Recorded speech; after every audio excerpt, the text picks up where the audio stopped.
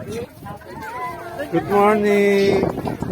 Kinabukasan ng umaga ay ang ganda ng gising namin.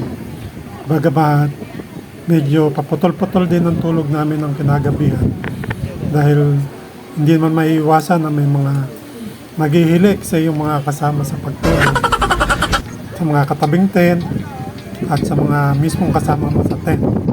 At syempre, tulad ng nakagawian na natin, kapag gising natin sa umaga, ay magtitimpla tayo ng kape. Kaya habang tinatanaw natin yung pagbubukang liwayway, dahil napakaganda ng sikat ng araw ng umaga na yon, ay sinasabayan natin ng pag-inom ng kape. Napakasarap kayang tanawin ng pagbubukang liwayway. Lalo't yun itong nasa tuktukan ng bundok at nakikita mo yung medyo may sea of clouds, pero hindi masyado yung sea of clouds kasi nga nung umaga na yun ay hindi naman todo ang lamig. Ayan si YP, medyo nilalamig pa rin siya nung umaga na yan at palinga-linga sa paligid. Tinanamnam niya na napakaganda ng paligid at para bang ayaw mo nang tigilan yung pagmamasid sa kapaligiran. Kung mayroon nga lang sigurong Zumba doon sa tuktok ng bundok na yon, ay nagsumba na yan. Dahil alam nyo naman na ang number 1 na paborito niyan at paborito niyang ginagawa sa umaga ay yung mag-attend ng Zumba. Dahil isa sa mga napakahilig mag-Zumba. Yun na yung kanyang libangan halos sa araw-araw. At ngayon nga, palakad-lakad siya dyan, habang tinatanaw niya yung kagandahan ng paligid dahil malamig nung umaga na yan. Pati na nga yung mga alagang aso ng ibang nagka-camping dito ay kanilang isinama. Napakaganda kasi ng lugar upang maigala nila yung kanilang mga alagang aso.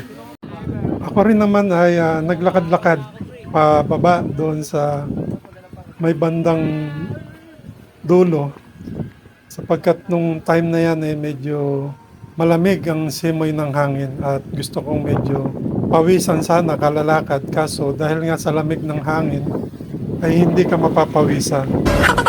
Ang aming mga kasamang babae ay nagkatuwaan ulit na magpa-picture taking. Bayad yung sombrero, 100. Ayan. Yan ang video yung yung inaayusan. Yan na nga. Cut! Wow, Camera! pink na. Action!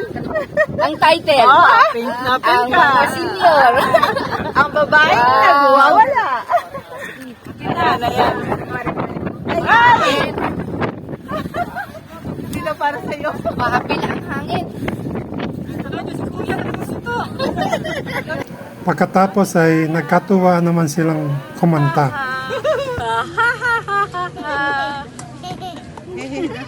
Ate tayo.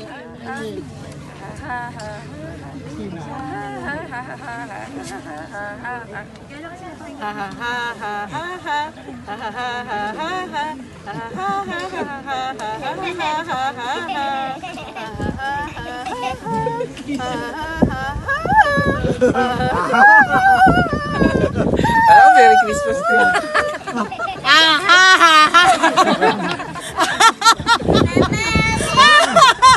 Delikado na yan! Dalhin na yan!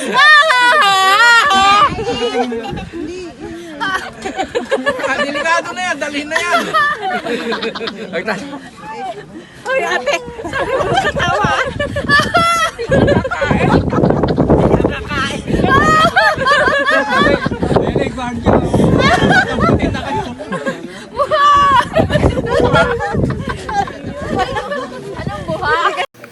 Ano pa nga ba ang susunod sa umaga na yon kundi yung aming agahan.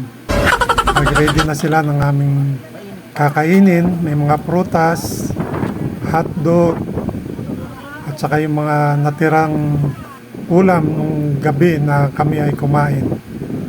At ako naman, sinamantala ko ulit yung pag-video-video sa kapaligiran sapagkat minsan lang naman itong mangyari sa amin yung makagala at mamasyal ng sama-sama at yung makita mo yung magagandang view sa kapaligiran. Kaya samantalahin na habang nandito kami sa ibabaw ng bundok. Sabi nga, ano man ang hinaba-haba ng iyong bakasyon, ay uwian pa rin ang patutunguhan nito sa bandang huli. Kaya bago kami umuwi, picture muna at video para maging souvenir at alaala ng aming bakasyon dito sa kabundukan ng Tanay Rizal. Isang magandang experience para sa aming lahat at sa bonding ng aming pamilya.